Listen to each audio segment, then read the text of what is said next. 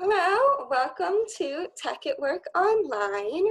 My name is Melissa Nelson. I am an AmeriCorps member at Vermont Works for Women, and I'm joined here by Rebecca Grannis. Hello. To get it started, I'm just going to explain a little bit about who we are. So Tech at Work Online is a program of Vermont Works for Women, and Vermont Works for Women is a nonprofit based in Winooski, Vermont, and we help women, girls, and gender nonconforming individuals achieve economic independence in their lives. This takes a variety of forms for youth and adult programs. On the youth side of things, we do a lot of career exploration programs such as this, Tech at Work. And Tech at Work is a speaker series program that introduces tech center students to gender diverse role models in non-traditional career fields to show them that anyone can pursue a career field who wants to and who is passionate about that career, and also to introduce them to incredible individuals and professionals in our local community. So welcome. Great. So I'll hand it over to Rebecca now, if you'd like to introduce yourself first. Sure. My name is Rebecca Grannis. Live in Burlington, and I don't know what else I should introduce about myself. If you want to say your job title and your company. Sure. I run my own company. It's called RG Builders, LLC, based out of Burlington. I'm the sole owner. I often collaborate with other people as well, so I don't always do the work by myself, but I am the owner of my own company here in Burlington, and I do residential carpentry and remodeling with a sort of very strong focus towards high performance or green building, high efficiency building. Wonderful, thank you. Yeah. And so why did you choose this career field? I have always really liked working and doing things with my hands. I ended up going through sort of my university education, and I did a degree in wildlife biology with a minor in women's studies. But sort of the end result of that college was I realized that a lot of the work in that particular field is very much sort of lab and office based. And I was like, I can't do that. I do not want to be doing research lab work. And there's also been a lot of opportunities in Vermont for that particular field of work. And then after college, I worked with my father for a long number of years doing metalsmithing and jewelry work. And then just through sort of my desire to do things to help with sort of the environmental awareness and, global climate change, I wanted to do something that was more focused on helping the environment. And I like doing building. So I decided I wanted to get into sort of the green building trades. And then because it seemed like something that I feel like I could learn how to do and make an impact. And I like building things. Okay. So when did you start being interested in the building aspect? Was that after college then that you became interested in the more building and construction, or always a passion of yours? Yeah, I'd like to say that I built my first house when I was 12. It was like 2 feet by 3 feet. Little tiny people in it. So I've always been, crafter, tinkerer, built stuff with my hands. My dad was super supportive in that. He just had 2 daughters, and he was a tradesperson himself, and so we did a lot of stuff together.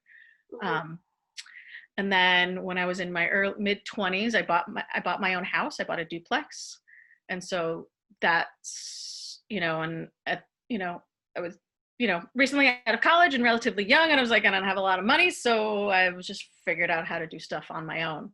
So I did a ton of just like the sort of process of being a homeowner really sort of, I think, sort of jump-started that passion for really wanting to work and do building on houses, and sort of like seeing them and like if they're broken, I want to fix them and make them beautiful. And also like, understanding that, a huge amount of our energy economy is based in how we build houses and what we do to heat and cool them. So that sort of started that idea in that direction.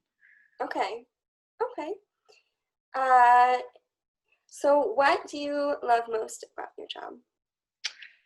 Oh man. Um, so I think one of the biggest satisfactions I get out of it is that at the end of the day, I may like turn around and be like, I built that today. Look at that amazing thing I did. So like there's that real sense of satisfaction of taking something that's either broken or ugly or that's really needs help and fixing it and like taking it apart, problem solving it, putting it back together, and having that very, very tangible outcome of your work at the end of the day. Like there it is, I did it, And there's sort of that good and bad feeling of very physically exhausted at the end of the day. Like one, it's really tiring, but two, it's also, a really good feeling to have worked hard and done that. So I like that part of it. I really like sort of there's a lot of mental challenge, like every day is sort of there's always a new problem solving aspect to it, as many ways as you've framed a particular wall one way, it seems like every situation has a fair amount of like, how do I solve this problem differently today? There's always a new problem to solve. So I enjoy that problem solving aspect of it. Mm-hmm. I tend to sort of delve more towards the building science side of things a lot, sort of understanding how buildings function as a whole organism in some ways. Like how do they breathe? How does the heating system interact? How does the moisture move? How does it structurally? So like the whole system thinking of the house is a lot of what I find really captivating and interesting. Mm-hmm. Mm-hmm. And you mentioned you do, in addition to building, you have that environmental component. So mm-hmm. I imagine that is still developing and changing, and new technology is coming out. Is that something that you have to continually keep learning, or I guess, is this a career field where you always feel like you're learning new tactics and that sort of thing? Yeah, definitely. I mean, I feel like every 6 months, every year, there's the idea of high performance building has really been pushing in the building industry a lot in the last 20 years, but I say even more so in the last 5 years. There's a lot of just available technologies and research and information and ideas about how we build and what we build with, and like the best practices to build the best kind of house. It's the most efficient, most durable, and most lasting. And then there's been a lot of push lately too towards how do we build good, durable, efficient, and affordable, right? How do we do it without it being like, yeah, you can build the fanciest, most efficient house in the world for millions of dollars, but how do you make it so that everybody can also have clean, healthy, safe, environmentally responsible housing? So there's always a lot of new stuff coming up. So I do a lot of research online. There's a lot of great sort of trade organizations that really focus on green building. There's a lot of discussions and papers and blogs that get written that I keep up on, and go to trade conferences when they're there. So I go to at least one conference a year. Sometimes I do specialize, like an opportunity for like a specialized specific trade skill training within sort of the high performance world. I'll do some of those trainings too when they're available and when I have time. Okay, is that an aspect that you like about your job, the continual learning piece? Yeah, definitely. Okay. Definitely. Mm-hmm. Okay, so I guess the flip side of what you really love and enjoy about your job, what are the biggest challenges of your job? I think one of my personal specific challenges, I'm only 5'1".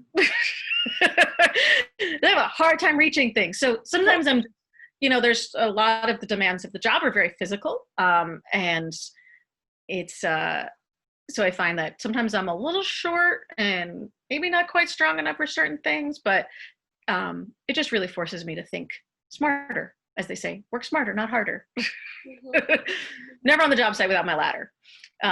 It's very physically exhausting as well. There's parts of it that are dangerous. You certainly try to plan really well and think really hard about how to work safely, but there's a lot of dangers to it.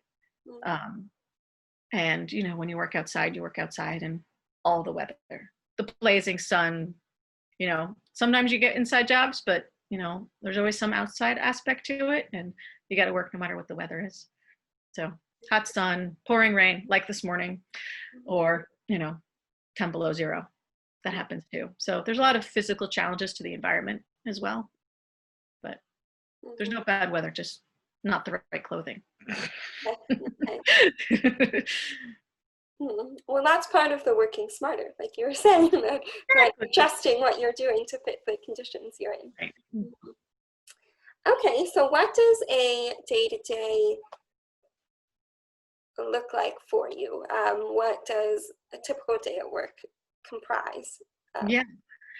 So, I think with everybody, certainly at this point in my life, there is the balance of family and work. So, morning is like get up, make sure my kid's off to school or off to camp or whatever. So I tend to not get to the job site super early. A lot of tradespeople tend to get to work at 7. I balance my work life because I work for myself. I can do my own schedule, my own time, so that works really well to fit into my family.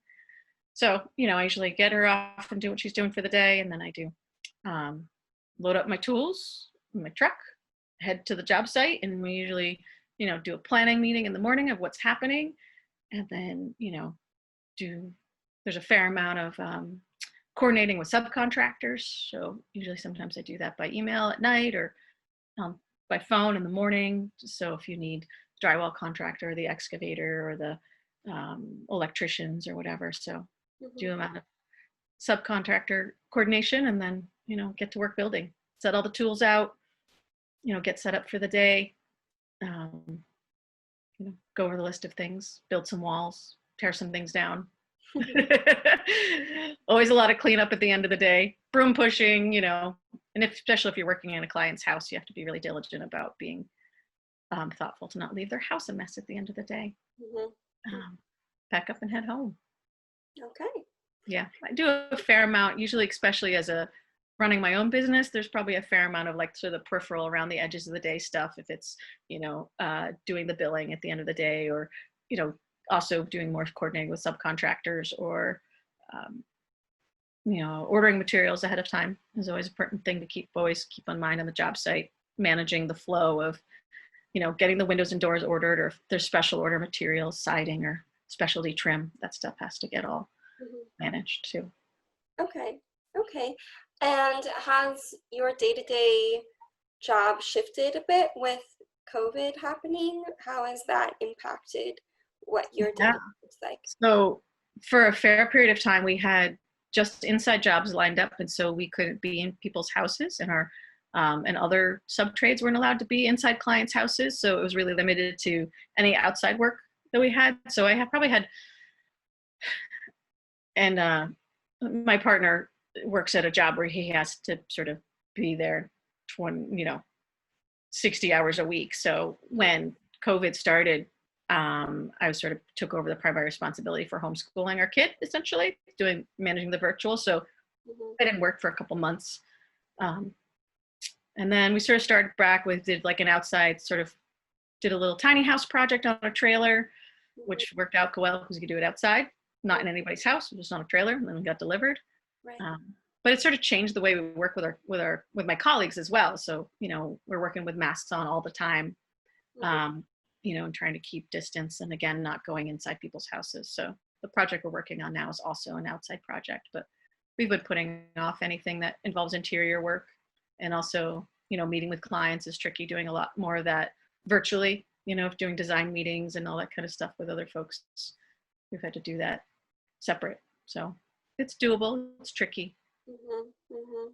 Okay. Well, it sounds like you have been able to adapt. So that's yeah. Good. Yeah. Yes. Okay. So part of Tech at Work is to introduce Tech Center students to gender diverse role models. So as a woman, have you found that your gender has impacted your career in any way, or you haven't had that experience? Sometimes I feel like I've been working doing building for maybe 12 or 15 years now. So it's been a while. Sometimes I forget that there are challenges that go with it.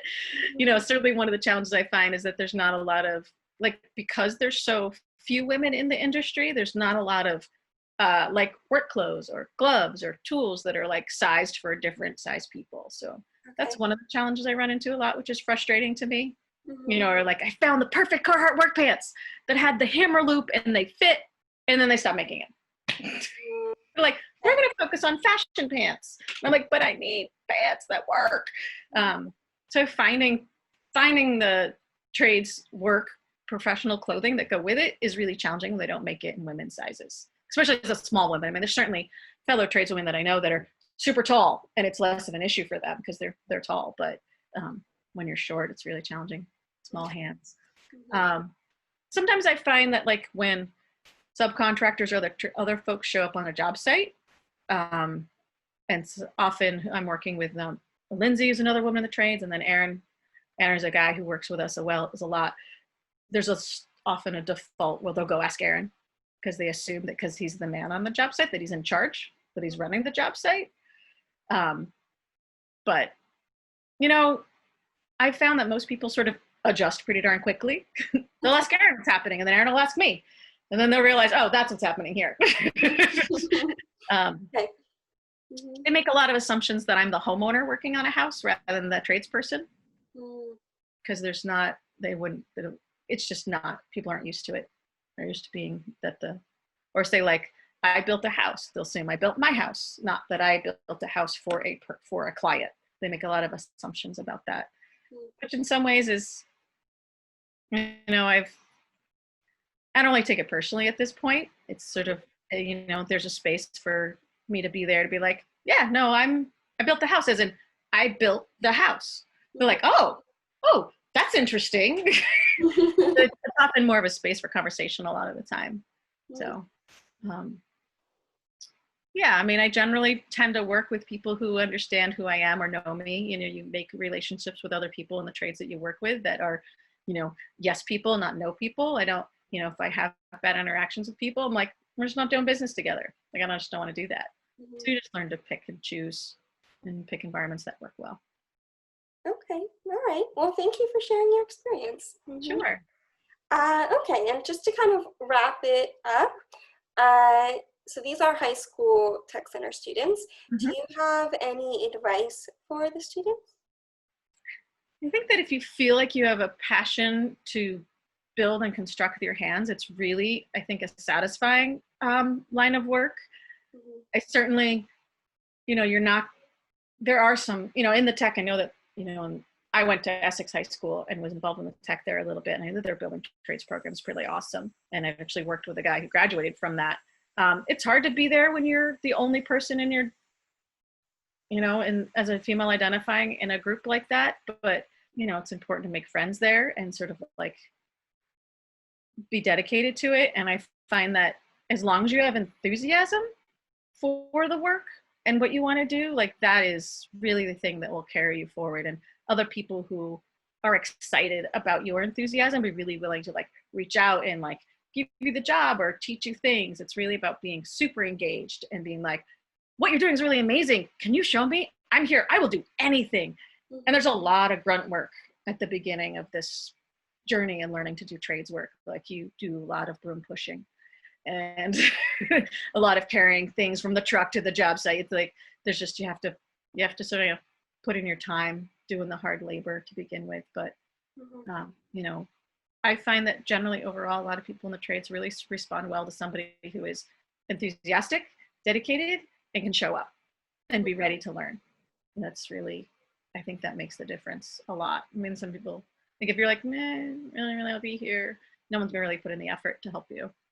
So it takes a lot of drive to get there, because, you know, sometimes you sit around the lunch circle with a bunch of other people and they're like, how'd you get here? Like, well, you know, I worked for my dad and now I'm working in the trades, or, you know, my uncle or whatever, you know, or I didn't really mean to be a carpenter, it just sort of happened, you know, I was an art major and I'm doing this. And you ask me, it's like I had to bust my butt to get here. Like, you don't accidentally end up as a carpenter as a woman. Like, you know, I had to actively pursue it, you know, find people that are willing to hire me and, you know, get on a crew. So it's like, you have to be, you know, driven. Okay, well, thank you. That was excellent advice. So thank you so much. Okay, well, if you are a Tech Center student watching this right now and you would like some further discussion questions to consider, Vermont Works for Women has compiled a few discussion questions This is up to the individual teacher about whether or not they want you to do them. But if you are interested in thinking more deeply about this, here are a few discussion questions that you can consider. All right, that's it. Thank you so much, Rebecca, for joining us. That was my pleasure. Thank you, Melissa.